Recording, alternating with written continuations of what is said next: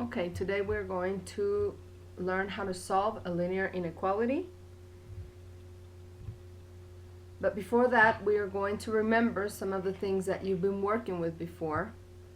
First, an inequality, we have to remember that it's any expression that contains a greater than symbol, a less than symbol, or greater than or equal to, or less than or equal to. If you remember, every time we talk about a greater than, we're saying that the big number is right here and the small number would be on the other side. Something else we have to remember is that when we multiply or divide by a negative reciprocal or a negative number, okay, we are going to change the symbol of the inequality. Okay, so if, for example, we have a sign that it's this way, whenever we do the multiplication by a negative number or a division by a negative number, we would have to change our sign to this way. Okay? Something else you need to remember is that whenever we have a solution and you have a strictly less than, okay, just like it says right here, strictly less than a number, then we are going to be working with an open circle. Okay, this is an open circle to indicate the solution on my number line. And if it says that x is any number less than 0, then it's going to be an open circle with all of the solution as all of the numbers that are to the left of the 0. Okay? If we have x less than or equal to, it's going to be the exact same way, but in this case, my circle, it's going to be all filled in. Whenever we talk about a number being greater than, then we're talking about that number. Okay, for example, here it says y is greater than or equal to 15, then we're saying that starting at 15, my number is going to be greater, and it's going this way, and it's strictly greater than, so we have an open circle. On the other case, we have greater than or equal to 15, so that is why we have a closed circle. Okay? Let's take a look at the first example. The first example says, solve the inequality, express your solution as an interval, and show your solution on a number line. We are going to solve the inequality 5x minus 7 greater than or equal to minus 22. So what we're looking for is finding all of the x's that will make this inequality true. That means that any value that I substitute into my x has to satisfy this thing right here. Okay? Let's take a look how we do this. Remember that to solve an inequality means to isolate the variable just as you would an equality, but the only thing that we have to remember is that if we multiply or divide to isolate the inequality symbol, the inequality symbol is going to change. Okay, for this one, 5x minus 7 greater than or equal to minus 22. The first thing we have to do is get rid of this minus 7. Okay, we would have to get rid of this minus 7, and in order to get rid of it, we are going to have to add the inverse of the minus 7, and the inverse of the minus 7 is 7. So we add 7 to both sides. Here we have adding a 7 on this side, and on the other side we have a 7 right here. Okay? Whenever we do the addition, okay, we simplify it and we end up with 5x is greater than or equal to minus 15. This minus 7 goes away with the 7, so we really end up with a 0 on this side, and minus 22 plus 7 is minus 15. After that, we have to get rid of this 5, and to get rid of this 5, we have to multiply by the reciprocal. The reciprocal of 5, it's 1/5. Okay? So in order to get rid of this 5 right here, we have to multiply times 1/5. So here we have 1/5. And if we do it on one side, we have to do it on the other side. So we multiply 1/5 on this side, and we multiply 1/5 on the other side. Okay?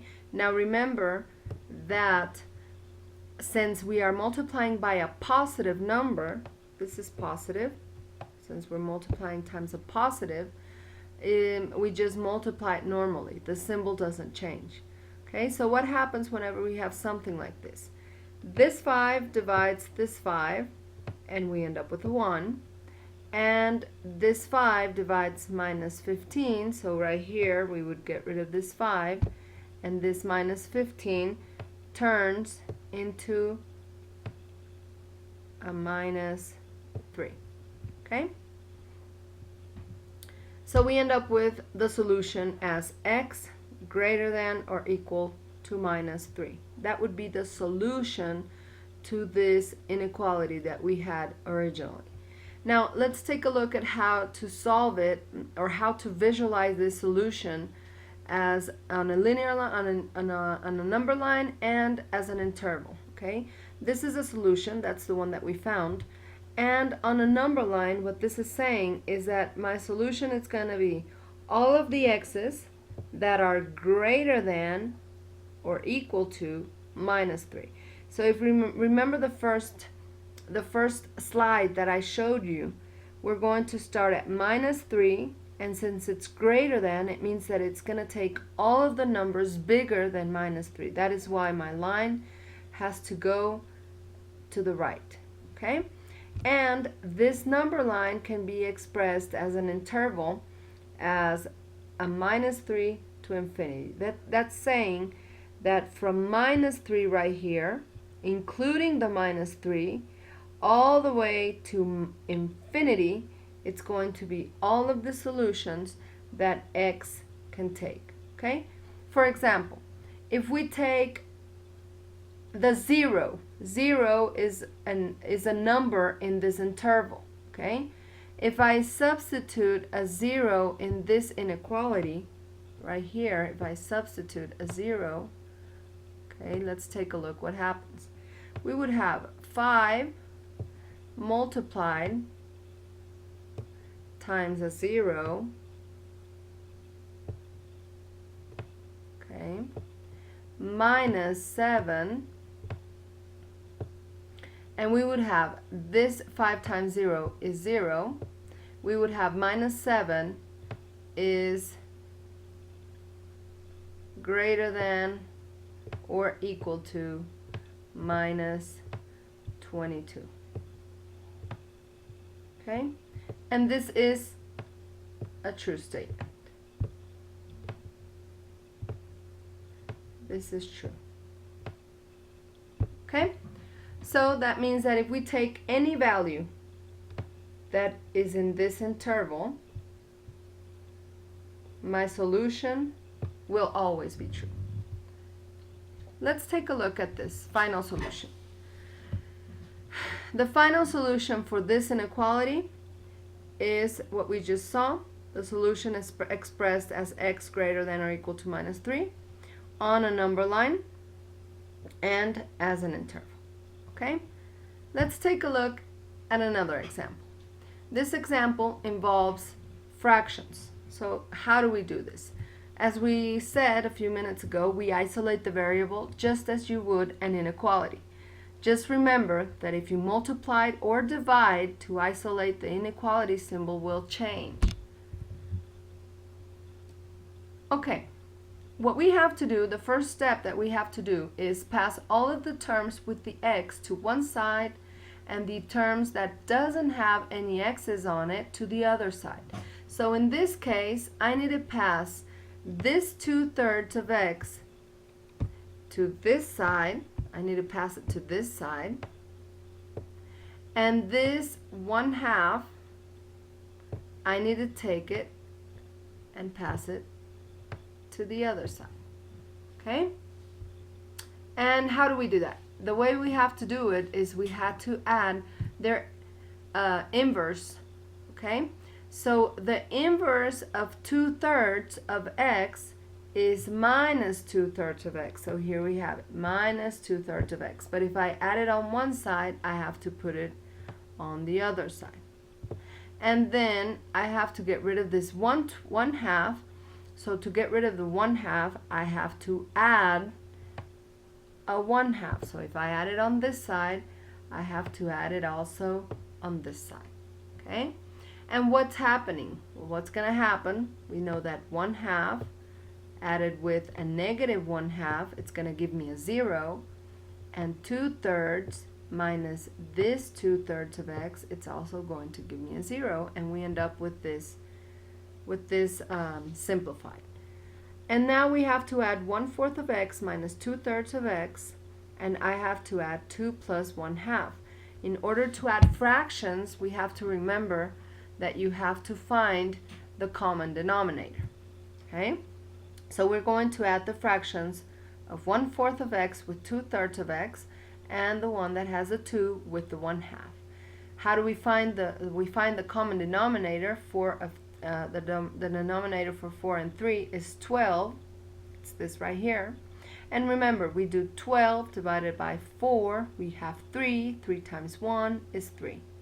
And then we do 12 divided by 3. It's 4. And times minus 2, it's minus 8.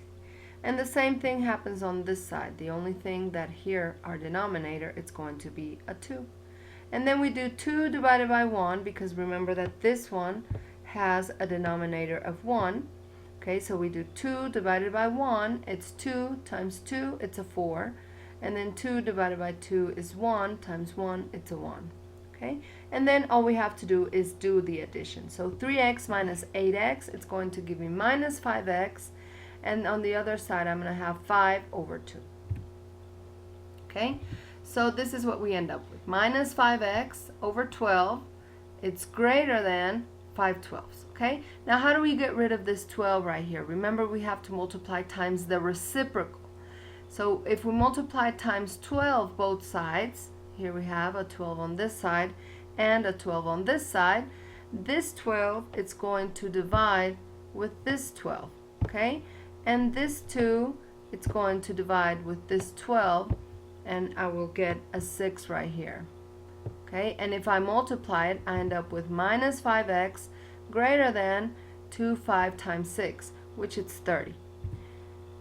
Now, we have to get rid of this minus 5. So in order to do that, we have to multiply times the reciprocal on the other side.